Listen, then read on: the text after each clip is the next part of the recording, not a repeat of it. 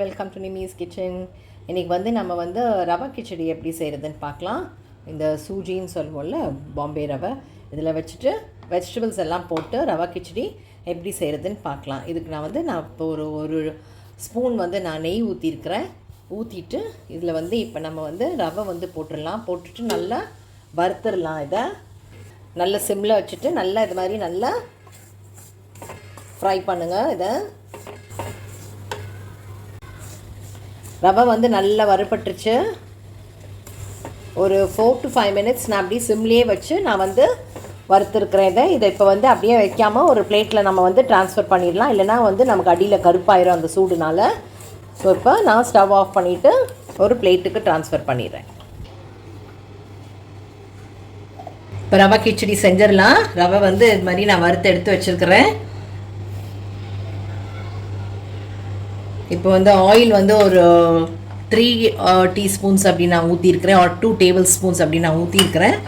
இப்போ அதோட வந்து நம்ம கொஞ்சம் நெய் போட்டுக்கலாம். அப்போ தான் கொஞ்சம் சாஃப்டாக இருக்கும். கொஞ்சம் ஹீட் ஆகட்டும்.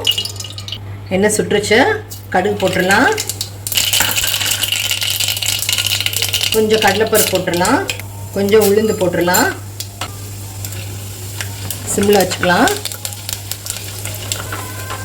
முந்திரி பருப்பு போட்டுடலாம். முந்திரி பருப்பு ஆப்ஷனல். வெங்காயம், பச்சை மிளகாய், கருவேப்பிலை, இஞ்சி இது எல்லாத்தையும் போட்டுடலாம். ஆக்சுவலி இந்த பட்டாணியும் வந்து நம்ம இந்த ஆயிலையே போட்டுட்டோம்னா நல்லா சீக்கிரம் வெந்துடும்.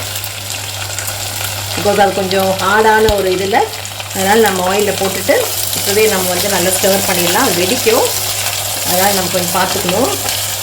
நல்லா அதை ஸ்டர் பண்ணுங்கள். ஃப்ளேம் கொஞ்சம் கண்ட்ரோல் பண்ணிக்கோங்க எப்பவுமே. நல்லா ஸ்டர் பண்ணுங்கள். பாருங்கள், வெங்காயம் வந்து நல்ல ஓரளவுக்கு வதங்கிருச்சு.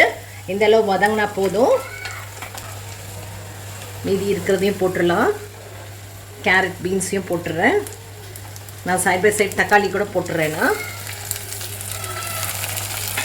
போட்டுட்டு நல்லா ஸ்டர் பண்ணிடலாம். இதுக்கு நான் வந்து தேவையான சால்ட் கொஞ்சம் ஆட் பண்ணலாம். அப்போ தான் வந்து நமக்கு தக்காளி வேகும். இப்போ வந்து நான் நல்லா இதை மிக்ஸ் பண்ணிவிட்டு, கிச்சடினா வந்து எல்லோ கலரில் இருக்கும். ஸோ வந்து நம்ம கொஞ்சம் மஞ்சத்தூளும் கொஞ்சமாக போட்டுடலாம். நல்லா ஸ்டர் பண்ணிவிட்டு இப்போ என்ன பண்ணலான்னா மூடி வச்சிடலாம். மூடி வச்சா அது அப்படியே நல்லா வெந்துடும். நமக்கு நல்லா வெந்ததுக்கப்புறம் நம்ம வந்து தண்ணி ஊற்றிட்டு அதுக்கப்புறம் நம்ம ரவை போடலாம். ஸோ இப்போ இந்த ஸ்டேஷனில் நான் வந்து க்ளோஸ் பண்ணி வச்சிடுறேன். கொஞ்சம் ஃப்ளேமை கண்ட்ரோல் பண்ணி சின்னதாக வச்சிடுறேன் ஃப்ளேமை. இப்போ ஓப்பன் பண்ணி பார்க்கலாம். நல்லா ஓரளவுக்கு வெந்திருக்கு பாருங்கள். எண்ணெய் எல்லாம் விட்டுருக்கு.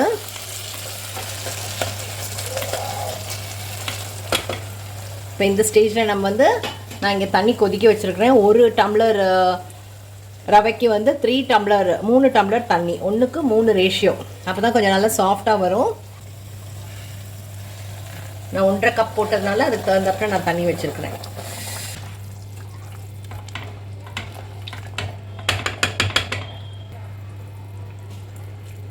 எல்லாம் கொதிக்க விட்டுறலாம். திருப்பி சால்ட் செக் பண்ணிக்கோங்க.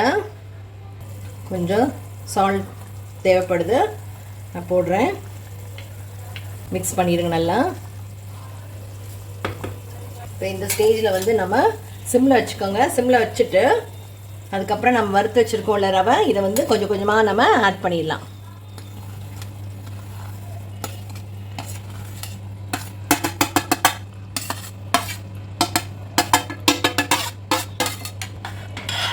நல்லா ஸ்டர் பண்ணிடுங்க, இல்லைன்னா கட்டி விழுந்துடும்.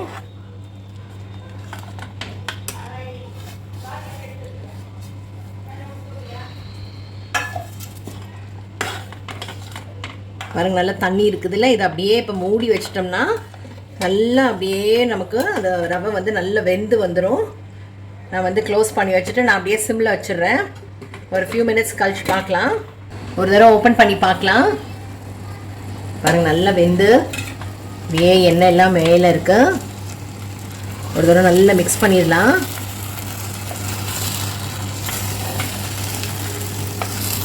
தண்ணி பாருங்கள் கரெக்டாக வந்திருக்கு.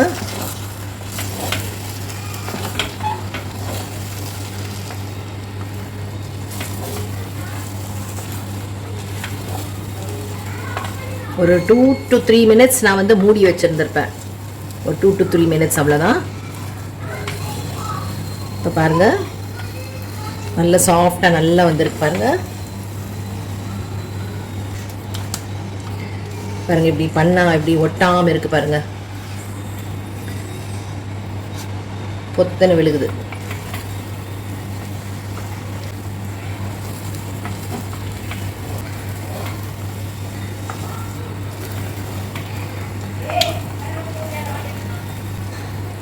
இப்போ ஸ்டவ் ஆஃப் பண்ணிடலாம். பாருங்கள் எவ்வளோ சாஃப்டாக இருக்குது பாருங்கள். ஒட்டுதான் பாருங்கள், ஒட்டல நல்லா சாஃப்டான rava khichdi from Nimmi's kitchen. Try பண்ணி பாருங்கள்.